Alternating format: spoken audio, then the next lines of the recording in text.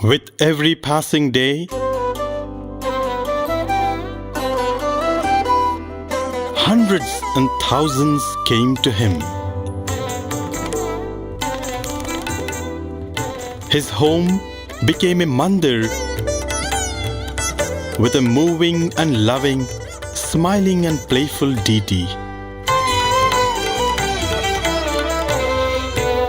Yes, it was him and only him who turned everyone's tears into streams of bliss.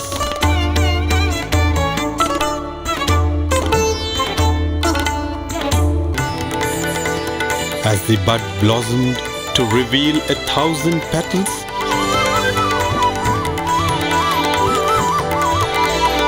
it can only be said that the fragrance of the first few years is unique.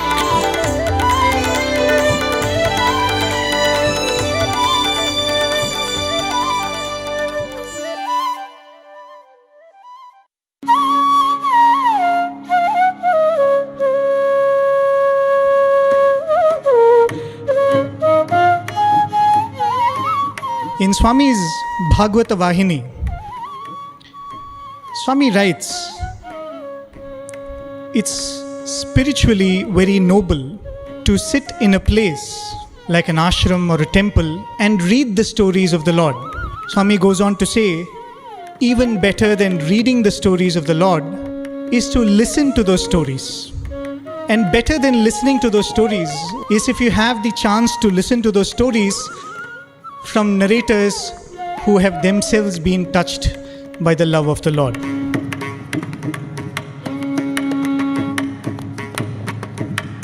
This desire to listen to the stories of the Lord, that keenness itself is a blessing that is got after many, many lifetimes of merit. And this is like a disinfectant which can remove from the heart the stench of sensual desires. And Swami says, when the heart is sanctified thus, it becomes an enclave which is suitable for the Lord to come and reside. The first path in the Navaveda Bhakti is said to be Shravanam, listening. For one to perform Shravanam, there should be somebody to perform Kirtanam. And for someone to perform Kirtanam, most certainly there should be somebody who is there to perform Shravanam. And thus the devotee who does Shravanam and the devotee who does Kirtanam are both bound by the third level of that Bhakti, which is Smaranam. And that is the opportunity that Swami has given all of us, and we cannot be grateful enough for this blessing and love.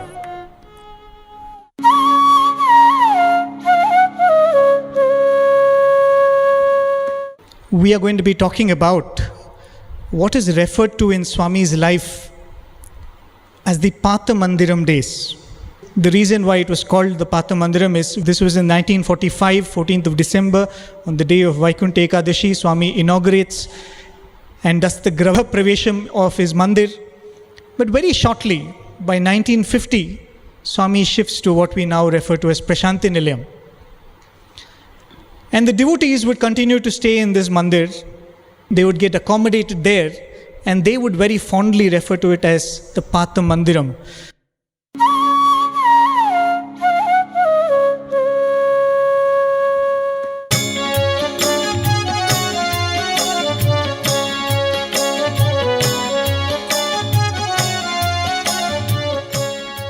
We reached the other side of Chitravati.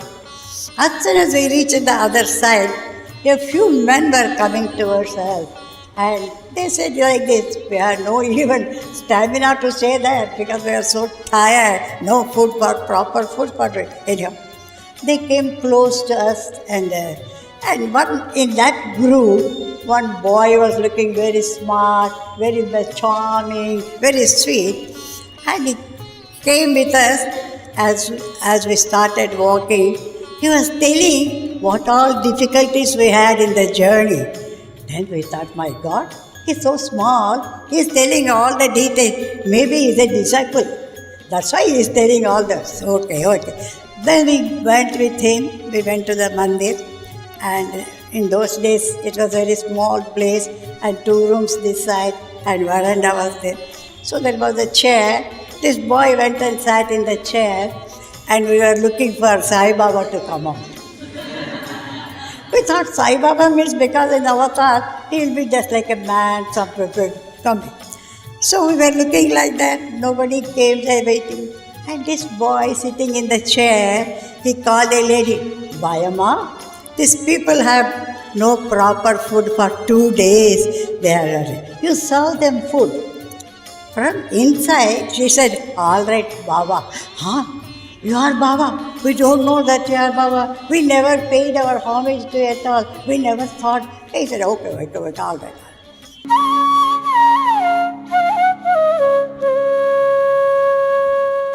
That is the Pata Mandir. It was then the Kotta Mandir because that was a new temple that had been built by the devotees for their Lord. In fact, very soon that mandir became inadequate and an extension to the Pata Mandiram was built to accommodate the devotees. Today what we know as Puttaparthi is actually technically not Puttaparthi. Puttaparthi ended where the Kalyana Mandapam or the Hanuman temple today is. There was no electricity. For 3-4 years, Bhagwan stayed without electricity. There was no running water. Early in the morning, Swami would be the first to get up. By the way, where would Swami sleep? Behind the mandir, there were 2 small rooms. One was Swami's room, the other was the VIP guest house. I mean, if we can give it a name, I don't think it was called VIP guest house. But Swami would not sleep in his room. It was a very tiny room. And by the way, throughout his physical sojourn, Swami has always lived in a tiny room. His buildings might have gotten bigger, but his room remained the same size. He has shown us how you should lead your life when you have nothing physically. And he has shown us that you can lead the same kind of life when you have everything physically. That is what it is, like the lotus which blooms in the muck but doesn't belong to the muck. The Lord blossomed in our world and was not of this world. But Swami always wanted to be with his devotees, and that's why at night he would sleep with the devotees in the courtyard. No fan, no mosquito repellents, nothing. Sleep when all the insects have gone to bed and rise before they get up and begin their day. So Swami would sleep in the center of the courtyard. On one side the ladies, the other side the gents. In the corner of that courtyard was a well. See, when we say well, we imagine one structure where there is a wall, a circular or a square wall with a pulley with water. It was just a deep open pit. There was no wall, there was no pulley. People would directly throw in the vessels with the rope and pull out water. But that well also people did not use, devotees did not use. This well had manifested miraculously when Swami had told, dig at this spot, you will get sweet water. It was sweet drinking water in that well, but devotees did not use that because they felt if we use that and water spills over, it will come off to the area where the gents and Swami will sleep. So they didn't want to wet that ground. So they would go to the Chitravati to have their ablutions. But Swami would be the first one to get up at 3 a.m. And when he gets up at 3 a.m., he walks into his room. At that time, there would be some people who would get up to check what is Swami doing. Because as I said, these were the early years. People used to think that early morning Swami gets up and does something. That is where he is getting all these miraculous powers. He gets himself recharged. So there were skeptics even back then who would get up to see where is Swami going at 3 a.m. Swami would get up so that the others can begin their ablutions. That is what happens in the Bharatiya tradition when we sit to have dinner or lunch. Till the eldest rises, the others don't get up. So the elders, being sensitive to this, usually they quickly eat, finish their lunch and get up. In fact, when anybody travels with Bhagwan also, they would have noticed this. When we are dining with Bhagwan, Swami will finish his lunch or dinner within 5-10 minutes only. So that nobody has to wait for him. If anybody wants to get up, can get up. As students, we used to find it difficult. We used to feel, Swami, if you finish, it looks very greedy and gluttonish on our part to keep eating. So please eat for 10-15 minutes, Swami, so we can also eat. Nice 20-30 dishes have been made, you know.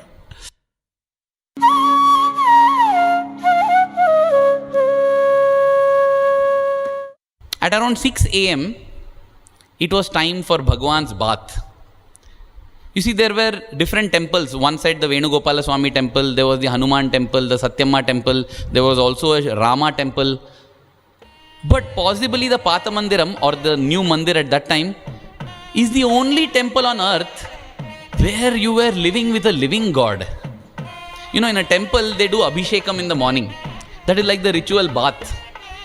Here, the devotees got the chance to do Abhishekam to their living God. And that would be a long ritual, because if you go to a temple, the Abhishekam is a long ritual.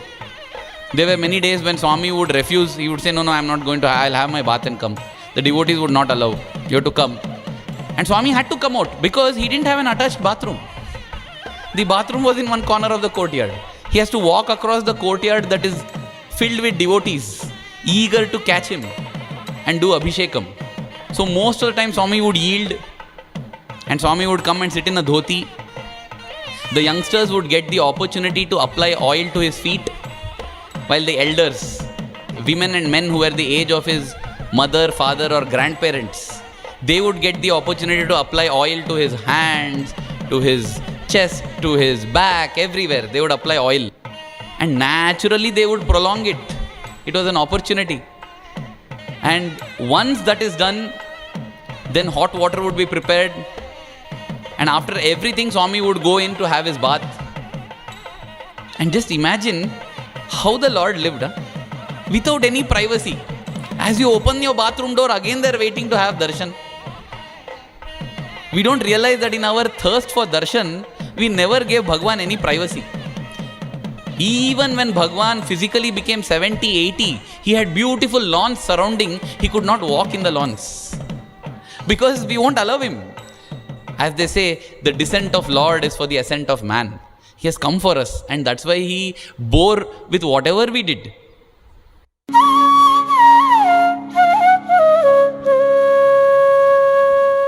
Then Swami's bath, after 2 or 3 hours, would be done. 9 o'clock, Swami comes fresh, bright, vibrant.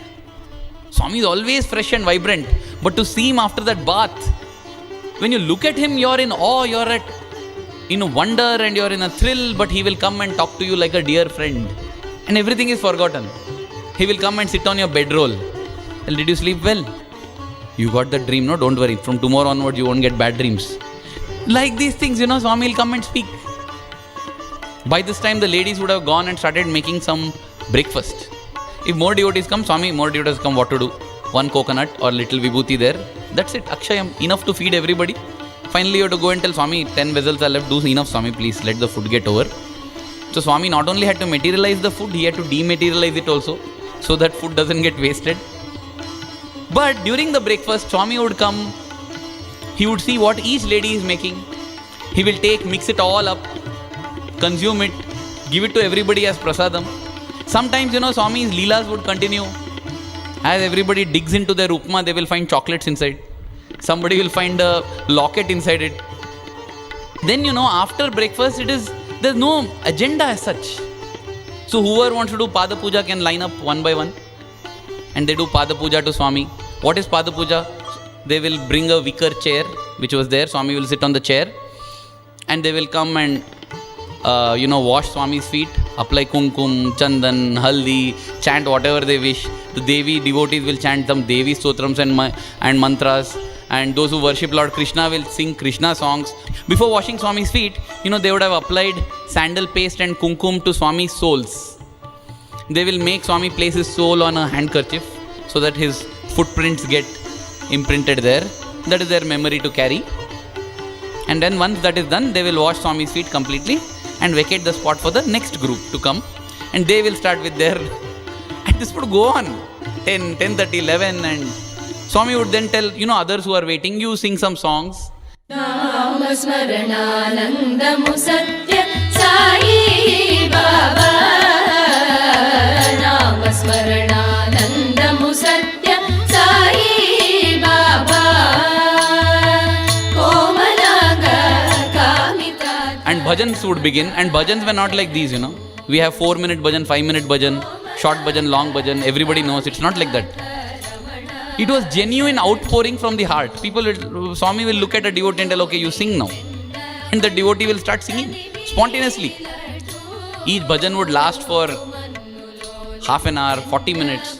Not bhajan session, bhajan. That was how the whole morning would be spent till lunchtime. And at about 11 o'clock, he said, come on, let us have bhajan. We are going to sing bhajans. Okay. So, in that mandir, but I told you there, in that mandir, Swami sat in the center and ladies one side and gents one side. I was sitting next to Swami, my brother was there, and we started singing bhajan. We started at 11 o'clock, 11:30, 12 o'clock, 12:30, 1 o'clock. It's still going on. My God, how long he is going to sing like this? Anyhow, at 1 o'clock, come on, we'll have Harti. So we had Harti. And like that, for hours together we used to do bhajan. Morning and evening also. We sit at about 8 o'clock. By the time we'll get up, it is 11 o'clock. And said so. And we thought, why is Swami giving so much importance for bhajans? Why is he singing for so many hours? Then afterwards, for singing for so many days, whatever Swami does, immediately you can't find the reason for that. Only later we can find the reason. After so many years, we felt, oh, Swami is doing hours together. There is a purpose behind it. There is a real result behind it. And he promoted devotion, dedication, and discipline. We came to that later.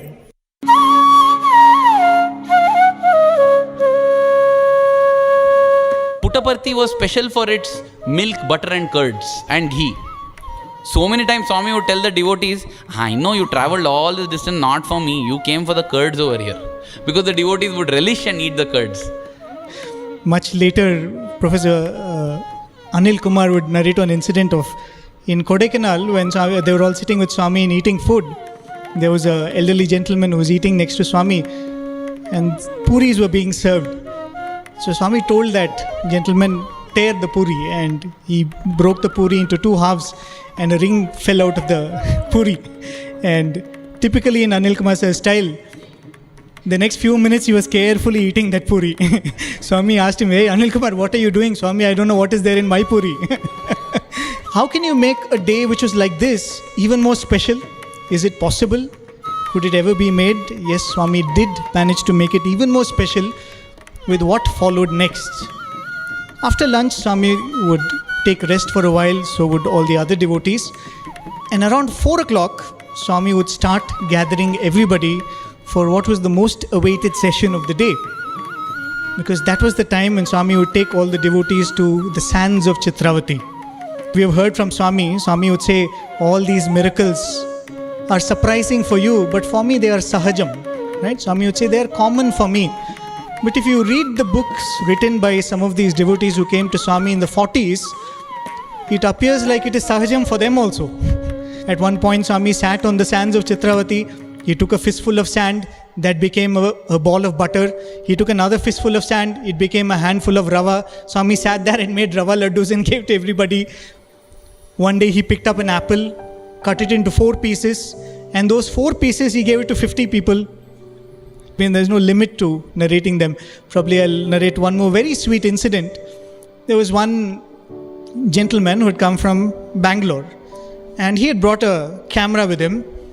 And the whole morning, this entire schedule which was described, he had a wonderful time photographing Swami, doing all of these things. But the problem was, he had exhausted all his film by the time Swami went to Chitravati. So at around 4 o'clock, as I said, Swami gathers everybody, goes to Chitravati. And, Swami tells him, hey, photographer, come here. I'm going to materialize on Shirdi locket. Come, take a photo. Otherwise, Swami was very, very shy when it came to photographs. The devotees would say the moment somebody would come for a photograph, Swami would start blushing. That day, some leela had to happen. So Swami said, hey, photographer, come, take a photo. So this person with a very sad face, he said, Swami, I have exhausted all my film. What do I do? Swami said, Ayo papam, no film. So Swami calls him. And Swami asks, what camera do you use? What specification of the film? what ISO, all that Swami asks. And then Swami waves his hand and produces the film which is perfect for the camera. And Swami gives it to him, Ipuduti, now you take. And Swami nicely poses the entire session. Beautiful photographs were taken. And then Swami looks at the photographer and Swami says, happy? I said, yes, Swami, very happy. Now give back my film, Swami says. So very hesitantly that man opens the camera and gives the film to Swami. So what does Swami do? Swami takes the film in his left hand, puts it behind his back, and with his right hand he starts giving the photographs. There was no dark room, there was no chemical required, there was no processing required. Swami gave the film and Swami was processing the film and giving the photographs. That was the surprise element in every Chitravati session.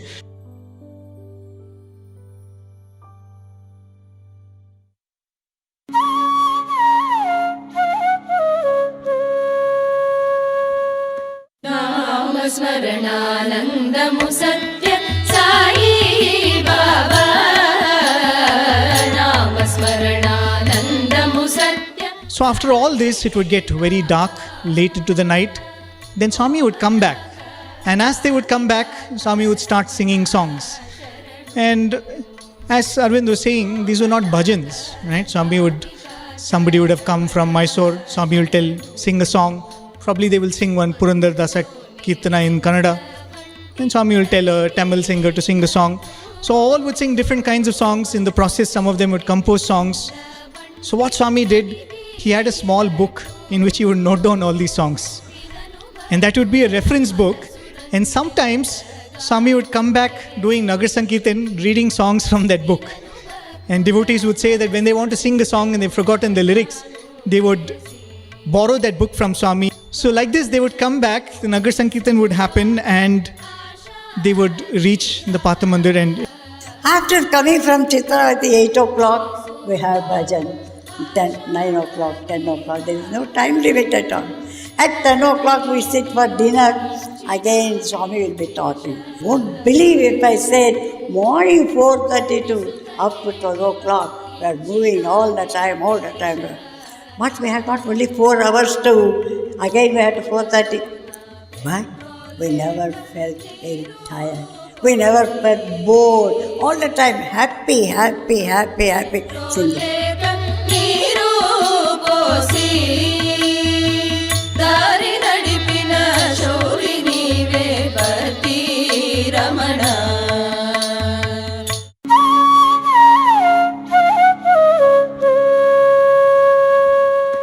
many of the devotees who came at that time, who saw all of these miracles being performed by Swami, they all had this background of coming from many other gurus who had always told them that these siddhis are not to be displayed. Why is Swami displaying all these powers? At that time, Swami would say this, and Swami has said this many, many times. Swami would say, I am not a siddha sankalpa, I am a sankalpa siddha. Swami would say, whatever occurs to me has to happen. Whatever I think of will materialize. That is the nature of the avatar, Swami would say. And it took a long time for all of these people to realize that difference between a sadhaka displaying his powers and Swami displaying what was natural to him. It is like a fire does not show off its light and warmth and heat. It's in the nature of the fire. That's why Swami would say, it is ashcharyam for you, but sahajam for me. It is my nature. And again, Swami would also say, my miracles are just my visiting cards. To say that I know Swami because I know his miracles would be foolish. It would be as foolish as saying, we know somebody because I have his visiting card. The visiting card is just a first introduction. The name, address, that's it.